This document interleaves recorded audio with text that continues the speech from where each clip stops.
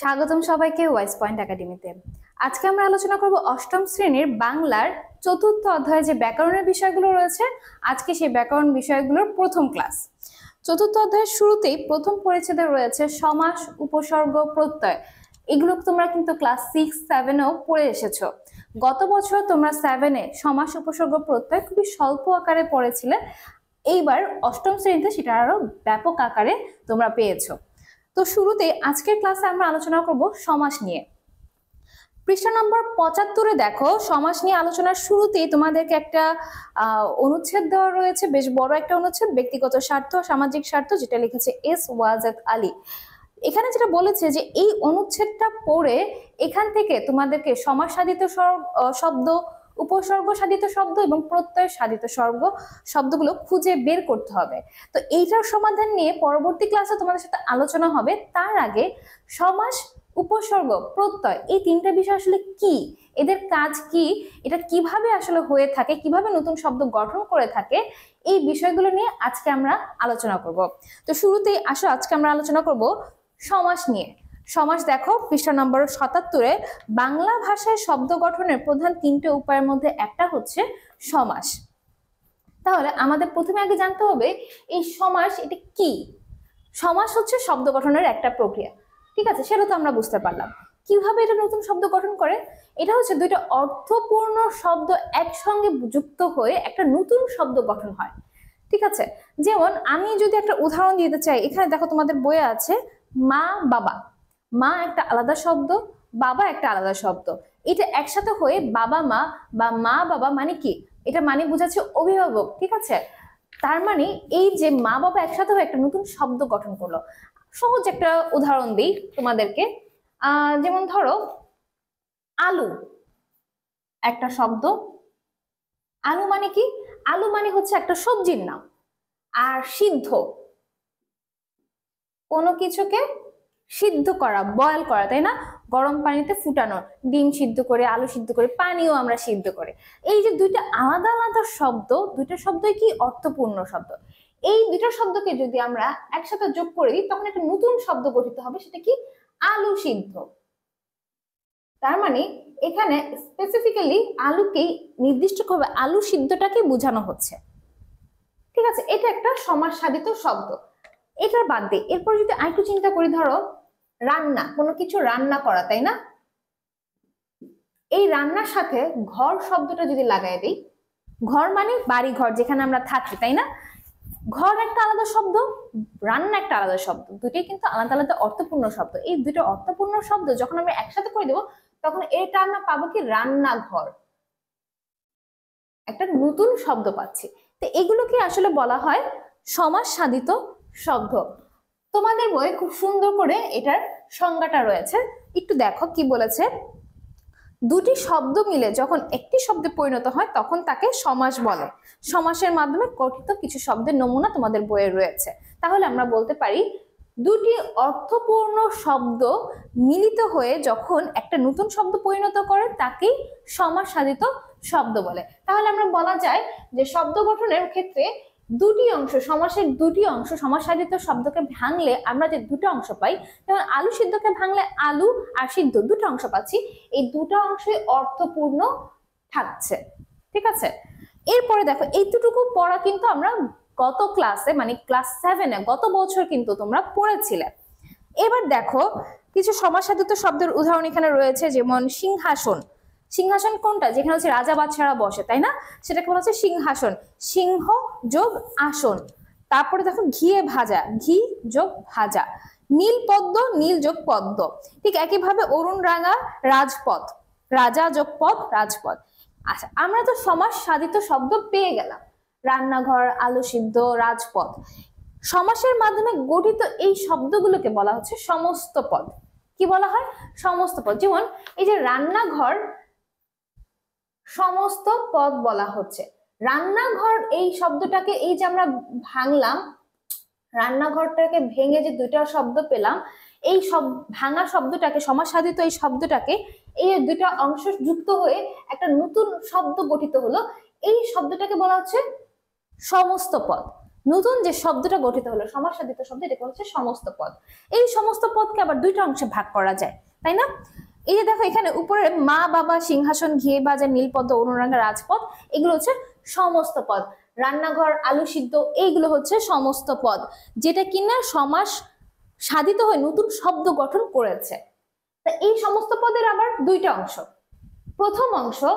প্রথম অংশটাকে বলা হচ্ছে পূর্বপদ, দ্বিতীয় অংশ বা পরের অংশটাকে বলা হচ্ছে পরপদ। যেমন রান্নাঘরের এই রান্নাটাকে বলবো হচ্ছে পূর্বপদ, পূর্ব মানে হচ্ছে আগের, এভাবে মনে রাখবো। আর ঘর শব্দটা হচ্ছে পরপদ, পর মানে পর বলতে পরের, পর, এইভাবে তোমরা সহজে মনে রাখতে পারো। তাহলে সমস্ত পদ কি বুঝতে পেরেছি? এই সমস্ত পদের আবার দুইটা অংশ, একটা পূর্বপদ একটা পরপদ। পূর্ব মানে পূর্বে, আগে, তাহলে প্রথম অংশটা, আগের অংশটা হচ্ছে পূর্বপদ এবং পরের বা দ্বিতীয় অংশটা পরের পরপদ। আশা করি তোমরা খুব সহজে এই বিষয়টা এখন খুব ভালোভাবে মাথায় সেট করতে পারবে। তাহলে আমরা পেলাম সমাস, যেটা কিনা দুটো অর্থপূর্ণ অংশ নিয়ে গঠিত হয়, এবং যে অর্থপূর্ণ অংশ, দুটো আলাদা আলাদা অর্থপূর্ণ অংশ থেকে যে মূল শব্দটা পেলাম সেটাকে বলা হচ্ছে সমস্ত পদ। সমস্ত পদের দুইটা অংশ, পূর্বপদ এবং পরপদ। আশা করি এতটুকু তোমরা খুব সহজে ভালোভাবে বুঝতে পেরেছো। এরপরে তোমাদেরকে আরেকটু জিনিস বুঝতে হবে। এই যে সমাস করলাম, হ্যাঁ, এই যে সিংহাসন, রাজপথ, এগুলো আসলে কি? এগুলো তো একটা শব্দ, কিন্তু কোথায় আসলে ব্যবহার করা হয় এগুলোর একটা ব্যাখ্যা আছে। এই যে সিংহাসন, এটা শব্দটি একটু কঠিন মনে হচ্ছে না? এটাকে যদি একটু ব্যাখ্যা করি তাহলে কি হচ্ছে? এটার ব্যাখ্যা হচ্ছে সিংহ চিহ্নিত আসন, অথবা তোমাদের বই কি আছে, হ্যাঁ এটাই আছে, সিংহ চিহ্নিত আসন মানে যেই আসনে আসলে কি রাজা বাদশাহ সম্রাটরা বসে, সেখানে সিংহর চিহ্নটা বা সিংহর মুখটা খোদাই করা বা চিহ্নিত করা থাকে। সেটা কি সিংহাসনটাকে ব্যাখ্যা করলে আমরা পাচ্ছি সিংহ চিহ্নিত আসন। এই যে সমস্ত পদ এর ব্যাখ্যাটা সিংহাসনের ব্যাখ্যা করলাম, তাই না? সিংহাসন, এটাকে ব্যাখ্যা করে পেলাম সিংহ চিহ্নিত আসন। আরো কিছু ব্যাখ্যা আমরা একটু দেখি। এছাড়া যদি দেখি আমরা এখানে আরো রয়েছে ঘিয়ে ভাজা বা হচ্ছে রাজপথ। রাজপথ যদি দেখি আমরা জানি রাজা যোগ পথ, এটাকে ভাঙলে আমরা এটা পাচ্ছি।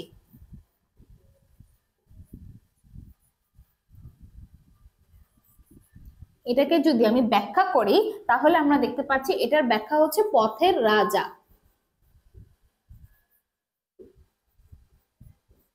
ঠিক আছে, এই যে আমরা ব্যাখ্যা করছি, এই ব্যাখ্যাটার এই বাক্যগুলোকে বলা হচ্ছে ব্যাস বাক্য। এই যে এগুলো হচ্ছে ব্যাস বাক্য, মানে সমস্ত পদ, সিংহাসন রাজপথ এগুলো কি? এগুলো হচ্ছে সমস্ত পদ, তাই না? একটু আগে যেটা বুঝিয়েছি। তাহলে এই সমস্ত পদকে যেসব শব্দগুচ্ছ দ্বারা ব্যাখ্যা করা হয় তাকেই বলা হচ্ছে ব্যাস বাক্য। আশা করি তোমরা বুঝতে পেরেছো। তোমাদের বই ঠিক এভাবেই লেখা আছে, খুব সুন্দর করে দেখো, তৃতীয় প্যারাতে সমাস সাধিত শব্দকে ব্যাখ্যা করা হয় যে শব্দগুচ্ছ দিয়ে, তাকে বলা হয় ব্যাস বাক্য। যেমন দেখো, মা বাবার ব্যাস বাক্য হচ্ছে মা ও বাবা। সিংহাসন এর ব্যাস বাক্য সিংহ চিহ্নিত আসন। ঘিয়ে ভাজা শব্দের ব্যাস বাক্য ঘিয়ে ভাজা। নীল পদ্ম শব্দের ব্যাস বাক্য নীল যে পদ্ম, যে পদ্মের রং নীল, সেটাকে বলা হচ্ছে নীল পদ্ম। তাহলে এইটার ব্যাস বাক্য, নীল পদ্মের ব্যাস বাক্য মানে হচ্ছে নীল পদ্মকে ব্যাখ্যা করা হয়েছে যে শব্দগুচ্ছ দ্বারা, তা হলো নীল যে পদ্ম। অরুণ রাঙা শব্দের ব্যাস বাক্য হচ্ছে অরুণের ন্যায় রাঙা। অরুণ মানে হচ্ছে কি সূর্য বা এরকম আলোকিত কিছু একটা বোঝানো হচ্ছে, এবং রাঙা মানে যে রঙিন কিছু, তাই না? রাজপথের ব্যাস বাক্য হচ্ছে পথের রাজা। তাহলে এই যে সমস্ত পদ মানে সমসাধিত শব্দগুলোকে কিন্তু বলা হচ্ছে সমস্ত পদ, এবং সমস্ত পদের এই ব্যাখ্যা মানে সমাজ সাধিত শব্দের ব্যাখ্যাকে বলা হচ্ছে ব্যাস বাক্য। আশা করি তোমরা বুঝতে পেরেছো, বিষয়টা খুবই সহজ। সমাস মূলত কি? সমাস হচ্ছে শব্দ গঠনের একটা প্রক্রিয়া। কিভাবে গঠিত হয়? দুটো অর্থপূর্ণ অংশ একত্রে মিলিত হয়ে একটা নতুন শব্দ গঠন করে। যেমন সিংহ আর আসন, সিংহর একটা আলাদা শব্দের অর্থ আছে, আসনের একটা আলাদা অর্থ আছে, যেখানে আমরা বসি সেটাকে আসন বলি। এই দুটো একসাথে হয় কি হলো? সিংহাসন। এই যে সিংহাসন শব্দটাকে পেলাম, এটার নাম হচ্ছে সমস্ত পদ। এই সমস্ত পদকে আবার দুইটা ভাগে ভাগ করা যায়, তাই না? কারণ এখানে কি সিংহাসন দুইটা অংশ আছে। প্রথম অংশটা সিংহ হচ্ছে পূর্বপদ, পরের অংশ আসনটা হচ্ছে পরপদ। এরপরে দেখো এই যে সিংহাসন, এটাকে আমরা ব্যাখ্যা যদি করি তাহলে এটা কি বলছি, সিংহ চিহ্নিত আসন। এই যে সমাসাধিত শব্দের এই ব্যাখ্যাটার আবার একটা নাম দেওয়া হয়েছে ব্যাস বাক্য। বুঝতে পেরেছি? তাহলে এই ছিল সমাস নিয়ে বিস্তারিত আলোচনা। এতটুকু বিষয় তোমাদের অষ্টম শ্রেণীতে পড়ার বিষয়। এছাড়া তোমাদেরকে অনুশীলনীর জন্য ৭৭ নম্বর পৃষ্ঠায় কিছু সমাসসাধিত শব্দের নমুনা রয়েছে, যেমন জমা, খরচ। জমা ও খরচ, তাই না? এই দুটা, জমা একটা আলাদা শব্দ, খরচ একটা আলাদা শব্দ, একসাথে বসে কি হয়েছে, জমা খরচ, যার ব্যাস বাক্য তোমাদের এখানে দেওয়া রয়েছে, জমা ও খরচ। স্বর্গ নরক, হাত পা, ১৯-২০, চোখে মুখে, খাস জমি। খাস যে জমি, খাস একটা আলাদা শব্দ, জমি একটা আলাদা শব্দ, দুটো একসাথে হয়েছে খাস জমি। আলু সিদ্ধ, বিজয় পতাকা, কাজল কালো, মুখচন্দ্র, বিষাদ সিন্ধু, বিষাদ রূপ সিন্ধু, ছেলেকে ভুলানো, ছেলে ভুলানো, এই ধরনের শব্দ হচ্ছে সমাস সাধিত শব্দ। তোমাদের অনুশীলনী করার জন্য ৭৮ নম্বর পৃষ্ঠায় কি বলেছে দেখো, এটা একটা মজার ছক। মজার ছলে তোমরা কিন্তু এটা করতে পারো যে কিছু শব্দ দেওয়া রয়েছে, সেই শব্দগুলোর আগে এবং পরে নতুন শব্দ যোগ করে সমাস সাধিত শব্দে রূপান্তর করতে বলা হয়েছে। তো এই ছকটা তোমরা মজার ছলে করে ফেলো। এছাড়াও এটার সমাধান আগামী ক্লাসে তোমরা পাবে, কিন্তু তার আগে তোমরা নিজেরা বাসায় এটা একবার প্র্যাকটিস করে দেখো। তাহলে আশা করি সমাস কি এইটা তোমরা খুব ভালোভাবে বুঝতে পেরেছো।